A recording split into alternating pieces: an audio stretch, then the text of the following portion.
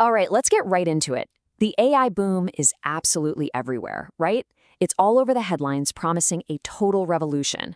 But today, we're going to pull back that curtain, we're going to get past all the hype, and take a hard look at what's really driving this whole thing. So here's our game plan. We're going to deconstruct this whole AI phenomenon piece by piece.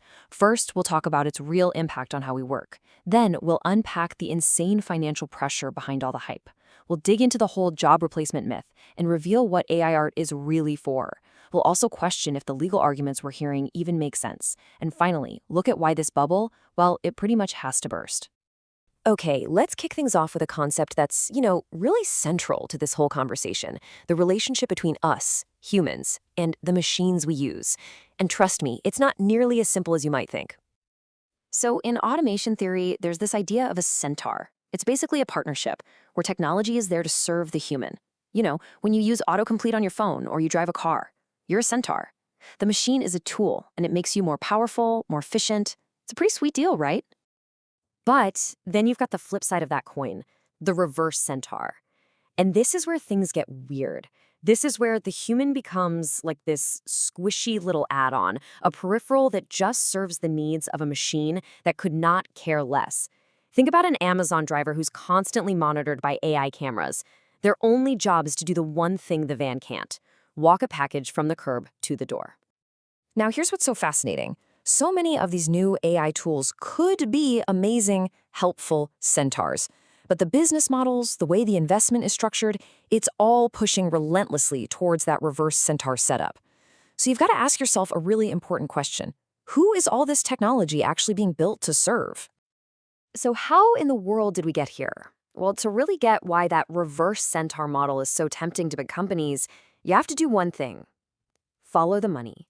We need to unpack the enormous financial pressure that's fueling this AI bubble.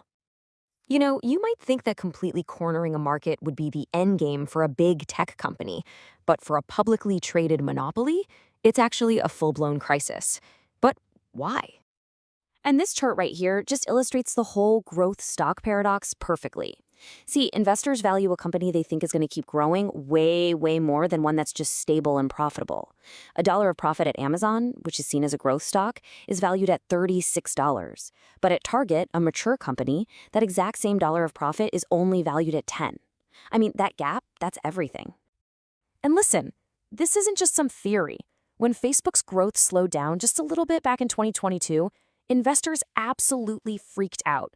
They wiped out $250 billion of the company's value in one day. That is the nightmare scenario that keeps these CEOs up at night. And that is why we see these massive, relentless hype cycles one after another. Remember the metaverse, crypto? The goal isn't always to build a perfect working product. The number one goal is to keep Wall Street convinced that infinite growth is right around the corner. And right now, AI is simply the best, most believable story they have to tell. Okay, so now let's tackle the big one, the central promise, or maybe the central threat of AI, that it is coming for all the high-skilled, high-paying jobs. The multi-trillion-dollar sales pitch to investors and CEOs is, well, it's brutally simple. You fire an employee who makes a good salary, you pay an AI company half of that salary to do the job, and then the boss gets to pocket the other half. That's the growth story. It's not about making better stuff. It's about slashing labor costs. But here's the catch, and it's a big one. The AI often can't actually do the job on its own. Take radiology, for instance. The pitch isn't to give a radiologist a helpful AI assistant. No, it's to have one single radiologist oversee an AI that's scanning thousands of X-rays. What happens? They get automation blindness. You just can't stay alert when you're looking for a 1 in a million error. And when that AI inevitably messes up and misses something critical, guess whose fault it is? The human in the loop. Their real job is to be an accountability sink. They're just there to absorb the legal blame for the machine's screw-ups. And so, who are the main targets for this kind of replacement? Well, it's the senior, high-wage workers. They're not just the most expensive people on the payroll, they're also the ones with years of hard-won intuition. They're the ones who can actually spot the subtle, weird-looking errors that AI is so good at making. It's a total paradox. You fire the only people who might have a chance of effectively supervising the machine you just bought. Okay, so this brings us to the most visible, most talked about part of the AI boom: image generation. I mean, we see it everywhere. But what is it really for? So, despite all the headlines and all the panic, replacing commercial illustrators, it's just not a real business model. And why not? Well, because tragically, illustrators already make so little money. Saving their salaries is basically a rounding error for a tech giant that's spending billions on data centers. So if the numbers just don't add up, why is AI art being pushed so incredibly hard? I mean, why is this the public face of this entire technological movement? What's going on? It's an ad. That's it. It's a proof of concept. The message being sent to big corporate customers is simple, and it's powerful.